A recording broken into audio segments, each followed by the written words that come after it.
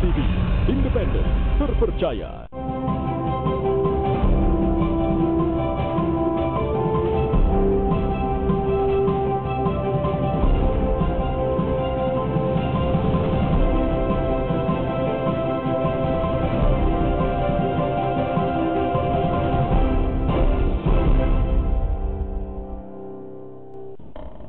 Selamat pagi saudara, apa kabar Anda pagi ini? Semoga Anda selalu sehat dan semangat. Seperti biasa, Sapa Sosial kembali menyapa Anda. Di hari ini, pembuka pekan Anda di hari Senin tanggal 1 Juli 2019. Wow, hari yang baru, tanggal yang baru, bulan yang baru. Nah saudara, apakah Anda pernah mendengar penyakit kista rongga mulut? Nah, ini adalah salah satu penyakit yang juga patut kita waspadai karena mungkin Anda hanya biasa mendengar kista itu tumbuh di dalam kandungan atau di area-area vital lainnya. Namun ternyata kista juga bisa tumbuh di dalam rongga mulut. Dan inilah yang menjadi topik pembahasan di Sapa Sulsel pada pagi ini. Sudah hadir bersama saya ada Dr. Gigi Abdul Fauzi, SPBM, yang merupakan juga praktisi kesehatan yang menangani bidang ini. Selamat pagi, dokter. Selamat pagi. Apa kabar? Alhamdulillah baik. Alhamdulillah baik. Nah, dokter, seperti yang saya sebutkan di awal pembukaan tadi bahwa ada suatu penyakit yang bernama kista rongga mulut, dokter ya. Boleh dokter jelaskan dulu, kista rongga mulut ini penyakit apa? Iya, terima kasih. Kista rongga mulut ini sebenarnya bisa, kalau untuk kista sendiri itu bisa tumbuh di mana saja seperti penjelasan awal tadi. Cuman yang paling mungkin jarang kita dengar itu adalah timbulnya di rongga mulut. Nah, kista ini sebenarnya penyebabnya biasanya akibat dari inflamasi, paling sering. Inflamasi itu bahasa ininya peradangan. Radang yang biasa dibiarkan oleh pasien sehingga kadang itu akan timbul nantinya. Paling sering keluhannya adalah bentuknya seperti benjolan di dalam rongga mulut.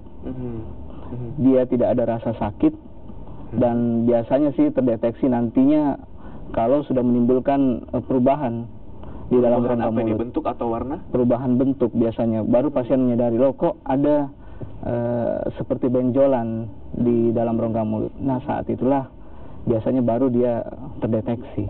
Oke, ketika dia menyadari benjolan, dan memang kista itu bentuknya seperti itu, dokter? Ya, betul.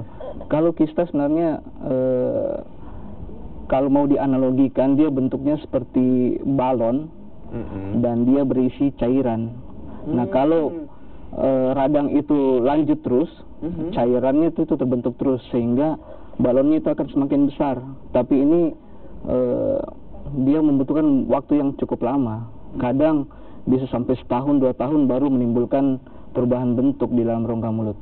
Nah, inilah yang biasa pasien tidak menyadari. Ternyata begitu dia memeriksakan ke dokter, nah ternyata itu sudah sangat besar di dalam rongga mulut. Oke, jadi bentuk yang kadang-kadang muncul dengan waktu yang cukup lama, perubahan bentuknya yang signifikan itu, inilah yang membuat kadang-kadang orang terlena bahwasanya ada sebuah penyakit serius yang sedang menggerogoti. Kita lihat saudara seperti apa gambarnya dari penyakit kista rongga mulut ini. Nah, apakah ini dokter yang disebut dengan kista rongga mulut? Oh iya. Ini salah satu bentuk kista rongga mulut, cuman dia lebih tepat disebut sebagai, kalau untuk kedokteran giginya, kista retensi. Kista retensi. Nah, ini biasanya timbul di kelenjar ludah. Kelenjar ludah pasien, karena di bawah lidah itu ada 2 saluran kelenjar ludah yang keluar. Sehingga biasanya ini karena sumbatan, misalnya karena ada batu. Jadi batu itu bukan aja bisa terjadi di ginjal, sering kita kenal batu ginjal, tapi batu itu ada juga di rongga mulut, terutama di ini. Makanya dia kalau ada sumbatan, sehingga ini akan membentuk kayak balon besar, karena air ludahnya tidak bisa keluar, sehingga harus ada tindakan untuk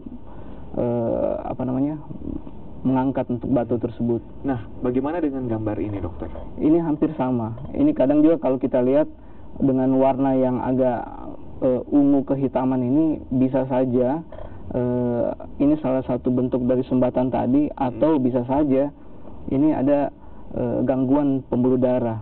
Kalau ini mungkin, kalau untuk pembuluh darah mungkin bukan kista namanya. Oke, Iya. jadi jika ada ciri-ciri seperti gambar tadi yang warnanya Iya. lebih gelap, boleh dibuka lagi gambar yang sebelumnya. Nah, ini belum tentu bisa divonis kista begitu Betul. dokter ya. Bisa jadi ini adalah penyumbatan pembuluh darah Bisa. kalau dilihat dari ciri-ciri fisik yang tampak begitu. Iya. Oke, gambar selanjutnya. Nah, gambar selanjutnya ini paling sering diderita oleh anak-anak. Tidak menutup kemungkinan untuk orang besar. Biasanya akibatnya karena pernah trauma, tergigit kah atau pernah terbentur sehingga ada kelenjar ludah yang di bawah bibir itu yang pecah. Sehingga kalau dia pecah, maka air ludah yang harusnya keluar di tempatnya dia akan cari tempat sendiri. Sehingga akhirnya dia akan membentuk seperti balon itu. Dia membentuk tampungan sendiri. Betul. Dokter ya. Oke, Ya. jadi tapi yang gambar terakhir tadi yang benjolannya itu berada di bawah bibir, apakah itu juga bisa dikatakan kista rongga mulut? Atau itu adalah inflamasi juga? Ya, salah satu tadi saya katakan penyebab kista itu adalah inflamasi. Penyebab lainnya bisa saja tadi ada trauma atau karena tergigit. Nah, kalau dalam bibir itu tetap masih masuk dalam rongga mulut dia. Oke, jadi saudara sudah dijelaskan tadi dan sudah tampak visualnya seperti apa dari ciri-ciri penyakit kista rongga mulut atau hal-hal yang menandakan yang bisa saja menjadi atau berujung pada penyakit kista rongga mulut. Begitu Betul. dokter ya. Oke dokter, selain penyebab yang bisa disebutkan tadi, misalnya untuk anak-anak ya bibirnya pernah terbentur atau pernah tergigit, faktor-faktor apa saja yang bisa menyebabkan orang terkena penyakit kista rongga mulut ini? Ya. Ada lagi faktor yang paling sering bisa menyebabkan kista, misal kalau ada gigi yang berlubang. Gigi berlubang yang tidak dirawat itu akan menyisakan biasanya sisa akar gigi. Nah, sisa akar gigi itu kalau harusnya sih dia dicabut karena memang sebagai sumber infeksi. Tetapi kalau tidak dicabut, kadang dibiarkan, nah itu yang menyebabkan proses radang terjadi, sehingga di bawah akar gigi itu biasanya timbul warna hitam yang semakin lama semakin membesar. Nah, itu kista yang tumbuh di dalam tulang rahangnya. Itu nanti kalau tidak dirawat ataupun tidak dicabut akan menyebabkan gangguan pada tulang rahangnya, bisa rusak. Karena sifat kista tadi seperti tadi, dia balon berisi cairan. Semakin banyak cairan terbentuk, balonnya semakin besar, sehingga dia akan mendesak semua tulang yang ada di rahang itu, sehingga nantinya bisa saja kalau dia tidak berobat, bisa saja tulangnya nanti bisa akan patah.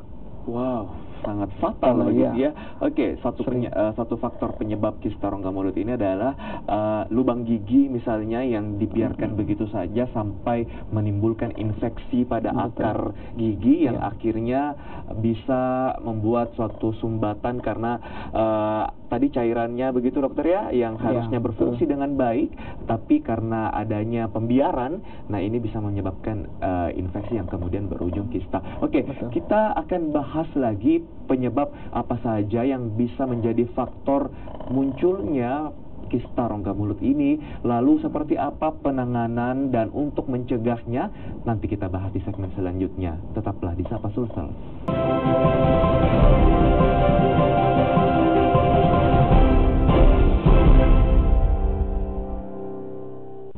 Saudara, Anda kembali bersama kami di Sapa Sulsel dan melanjutkan perbincangan pada pagi ini terkait dengan penyakit kista rongga mulut.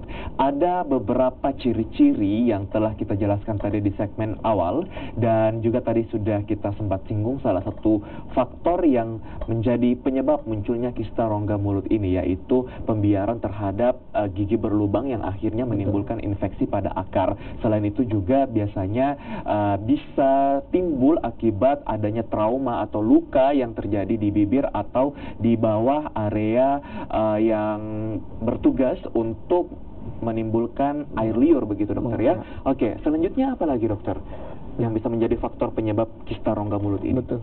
Untuk kista rongga mulut ini penyebab lainnya biasanya juga disebabkan oleh adanya gigi yang terpendam. Terpendam itu kalau mungkin sudah terkenal luas, bahasa kedokterannya adalah impaksi. Nah, gigi impaksi ini gigi yang terpendam di dalam rahang, dia tidak bisa keluar karena tertahan dengan gigi depannya. Nah, kadang karena dari ikutan dari faktor peradangan tadi, sehingga dia akan membentuk seperti balon. Kalau di bahasa kami itu seperti kapsul. Nah, gigi-gigi terpendam seperti ini akan menjadi semakin besar, dan kadang itu tadi pasien nanti akan mengeluhkan perubahan di dalam rahangnya. Apakah dia akan merasa seperti ada benjolan yang berisi air. Nah, itu yang berisi cairan tadi.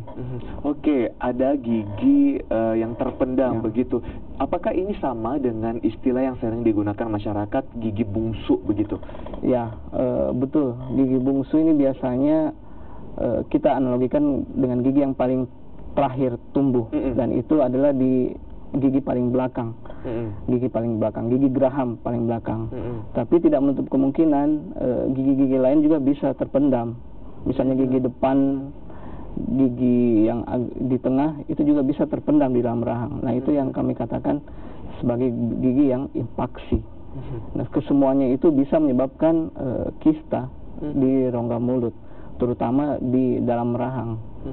Dan itu tadi seperti dikatakan bahwa dia berkembang cukup lama tanpa ada rasa sakit, sehingga begitu pasien mengeluhkan ada perubahan di rongga mulut, nah itulah pada saat biasanya terdeteksi dari foto ronsen. Foto ronsen, begitu dia terdeteksi ternyata itu sudah cukup besar, sehingga harus membutuhkan penata-laksanaan lebih lanjut untuk kista itu. Oke, tapi bagi orang yang mengalami impaksi, apakah ada rasa sakit yang dia rasakan sehingga setidaknya dia punya dorongan untuk memeriksakan apa yang terjadi pada giginya atau rongga mulutnya begitu? Ya, keluhan paling utama dari gigi impaksi itu tentu adalah rasa nyeri, karena begitu giginya mau tumbuh dia akan menembus gusi. Nah, di saat itulah orang mengeluh adanya rasa sakit, kadang sampai susah buka mulut karena radang yang terjadi ikut kena dengan ototnya, sehingga pada saat itulah pasien memeriksakan giginya. Kalau memang dia biasanya karena impaksi, biasanya langsung kita angkat. Tetapi kadang ya itu dia, banyak pasien yang merasa takut untuk tindakan pencabutan, sehingga yang dikonsumsi adalah obat. Dan obat itu memang bisa menghilangkan rasa sakit, tetapi walaupun mungkin minum obatnya satu apotik, tapi kalau giginya tetap ada di dalam, pasti akan balik lagi rasa sakitnya. Nah, saat itulah dia bisa dideteksi. Oke, minum obat untuk Anda yang mengalami impaksi memang mungkin meredakan rasa sakitnya, untuk sementara, tapi tidak menyelesaikan masalahnya, ya, dokter, betul. begitu ya. Oke, dokter, kita sudah mengetahui beberapa faktor yang bisa menjadi penyebab munculnya kista rongga mulut, yang intinya ada pembiaran yang akhirnya menyebabkan suatu infeksi begitu. Tapi dokter, untuk melakukan penanganan ataupun juga nanti kita akan bahas pencegahannya seperti apa, penanganannya dulu. Ini apa yang harus dilakukan untuk orang-orang yang sudah didiagnosis wah, ini sepertinya kista rongga mulut yang ia derita? Ya, betul. Kalau untuk penanganan hampir tidak ada jalan lain kecuali dengan tindakan operasi. Operasi itu bisa operasi kecil atau operasi minor maupun operasi besar, tergantung dari bentuk kistanya. Kalau kistanya besar, terpaksa ini harus dilakukan dengan narkose umum atau general anestesi atau di ruang operasi di rumah sakit. Tapi kalau misalkan kistanya hanya kecil, itu bisa dilakukan dengan bius lokal. Nah, setelah itu karena itu kan meninggalkan lubang yang cukup besar, dan untuk sementara pasien akan memakai alat yang namanya obturator. Obturator seperti apa alat itu dan untuk apa, dok? Obturator itu hampir mirip dengan gigi palsu. Fungsinya untuk menutup sementara lubang yang ditinggalkan bekas operasi, agar lubang bekas operasi tidak kotor, karena pasti setiap hari kita akan makan. Jadi alat itu berfungsi sebagai penutup sementara sampai tulang yang ada itu akan sembuh lagi, akan bagus lagi, dan saat itu obturator itu mungkin bisa dilepas. Oke, nah kalau misalnya penanganannya adalah tindakan yang operasi yang dipilih dan itu operasi besar begitu, itu tadi solusinya adalah untuk sementara pakai obturator tadi. Tapi kalau yang misalnya operasinya operasi minor, dokter, dia konsumsi obat kah atau bagaimana, dan itu berapa lama? Oh iya, kalau operasi minor hampir mirip dengan cabut gigi biasa. Jadi walaupun ada tindakan lain, dan tetap pada saat selesai operasi tetap akan minum anti nyeri dan anti kumannya, antibiotiknya. Biasanya sih seminggu sudah oke lagi setelah buka jahitan. Nah, buka jahitan biasanya seminggu setelah tindakan. Oke, jadi memang kalau misalnya orang sudah terlanjur kena kista rongga mulut ini, memang satu-satunya jalan ini adalah tindakannya operasi, dokter ya? Tadinya ya, kalau itu memang indikasinya operasi. Kadang juga kalau misalnya giginya masih bisa diselamatkan dalam arti bisa dirawat, ya, itu akan kita lakukan perawatan pada giginya sekaligus dengan pengangkatan kistanya. Tetap dia akan mengalami operasi walaupun misalnya operasi kecil.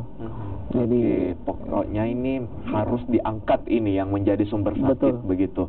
Baik, dan itulah saudara penanganan dari penyakit kista rongga mulut bagi mereka yang sudah terlanjur terdiagnosis atau terkena penyakit kista rongga mulut ini. Lalu seperti apa untuk mencegah penyakit ini agar kita yang masih diberi kesempatan menikmati gigi dan mulut yang dalam kondisi sehat untuk mencegah munculnya kista rongga mulut ini? Di segmen ketiga kita akan membahasnya. Tetaplah di Sapa Sulsel.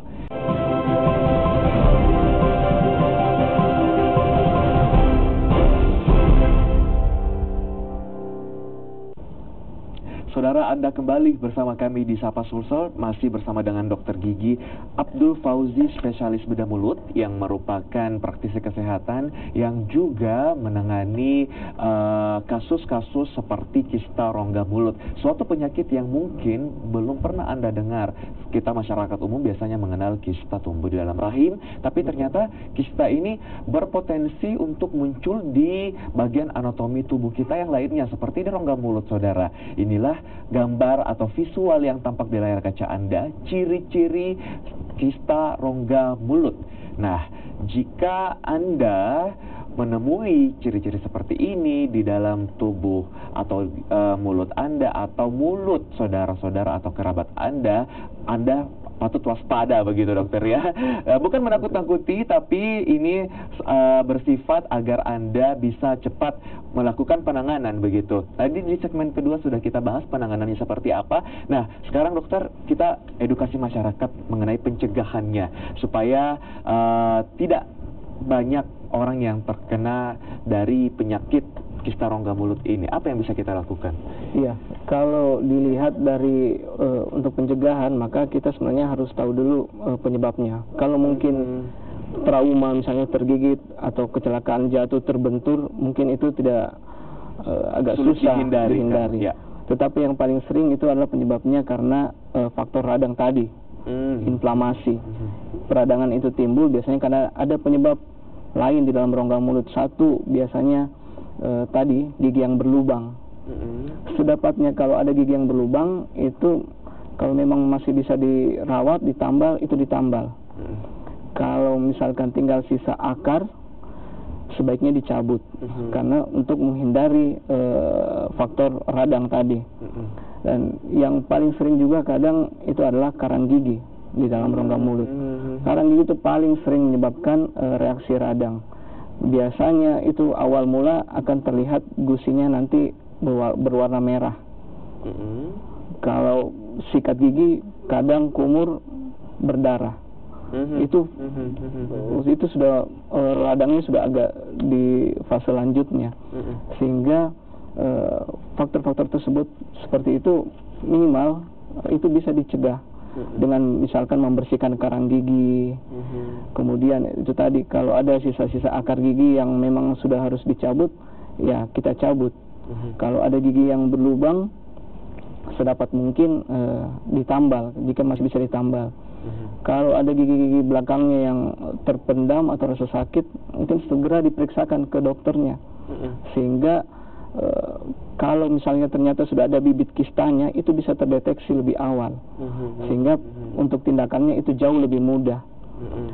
Kalau ternyata dia telat datang, seperti tadi yang sudah menimbulkan perubahan bentuk di wajah, nah itu biasanya operasinya biasanya harus melalui tindakan operasi. Dan kadang operasinya jauh lebih sulit karena sudah jauh lebih besar kistanya dibanding kalau misalnya masih dari awal penyebabnya bisa kita hilangkan. Insya Allah itu akan bagus kembali. Oke, intinya memang harus peka mengenali kondisi apa yang terjadi di dalam rongga mulut kita, begitu dokter ya. Pokoknya kalau ada rasa sakit bisa jadi itu timbul karena adanya peradangan yang disebabkan oleh pembiaran gigi berlubang misalnya, banyaknya karang gigi. Tapi satu lagi dokter, sebelum kita akhiri segmen ini, karang gigi itu dibersihkan rutinnya menurut rekomendasi dokter itu bagusnya kapan? Ya, rekomendasi dokter adalah tiap 6 bulan sekali membersihkan karang gigi. Tetapi kalau kita rajin membersihkan gigi dengan cara sikat yang benar, cara menyikat gigi dengan benar, itu bisa saja mungkin setahun sekali kontrol. Tapi untuk kita anjurannya adalah 6 bulan sekali untuk membersihkan karang gigi. Oke, pokoknya kebersihan gigi terus dijaga, salah satunya dengan membersihkan karang gigi. Terakhir dokter, silakan sampaikan imbauannya kepada masyarakat semua agar bisa terhindar dari penyakit kista rongga mulut dan juga penyakit lainnya yang berhubungan dengan rongga mulut. Ya, terima kasih. Untuk awalnya mungkin ini juga pemeriksaan yang paling gampang. Tiap hari cukup dengan melihat di dalam rongga mulut kita melewat cermin. Kita melihat kalau misalkan ada gigi-gigi yang lubang, ada yang bermasalah, segera periksakan ke dokter. Kalau misalkan kita merasakan ada masalah, misalnya ada sesuatu yang tidak sama, misalnya di sisi kiri dan kanan di rongga mulut, wajib kita periksakan. Baik mungkin warna atau bagi teksturnya, itu paling mudah karena kita bisa melihat sendiri di dalam rongga mulut. Jika kita melihat ada kelainan, lebih cepat, mungkin lebih bagus kita memeriksakan diri. Oke, sekali lagi intinya harus peka jika melihat terdapat kelainan atau merasakan ada kelainan, langsung saja mencari Dr. Gigi Abdul Fauzi. Oke, terima kasih Dr. Gigi Abdul Fauzi, SPBM, sudah berbagi informasi yang sangat bermanfaat untuk kita di Sapa Sulsel pada pagi ini. Dan saudara, demikianlah jumpa kita di Sapa Sulsel, mewakili rekan-rekan yang bertugas pada pagi ini. Saya, Nana Narundana, berterima kasih atas perhatian Anda. Selamat pagi, selamat beraktivitas.